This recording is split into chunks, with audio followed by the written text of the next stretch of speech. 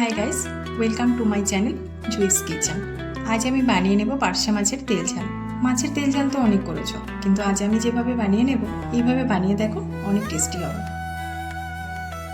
তার জন্য আমি নিয়েছি পার্শে মাছ, যেটা আমি আগে থেকেই নুন হলুদ দিয়ে ফ্রাই করে রেখেছিলাম। সাথে নিয়েছি কাঁচা লঙ্কা আর ধনেপাতা কুচি। মশলার জন্য নিয়েছি পেঁয়াজ, টমেটো, জিরে, গরম মশলা, আদা, রসুন, যেটা আমি পেস্ট করে নিয়েছি।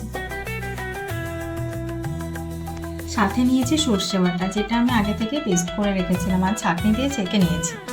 আগে থেকে কিছুটা তেল নিয়েছি, তেলটা গরম হয়ে গেছে। পেস্ট করা মশলা দিয়ে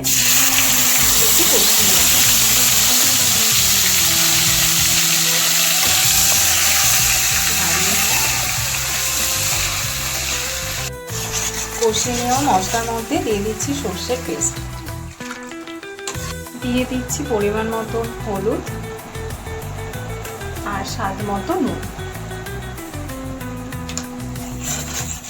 এবার দিয়ে দিচ্ছি কাঁচা লঙ্কা, মাছ আর ধনেপাতা। একটু নাড়িয়ে নেব।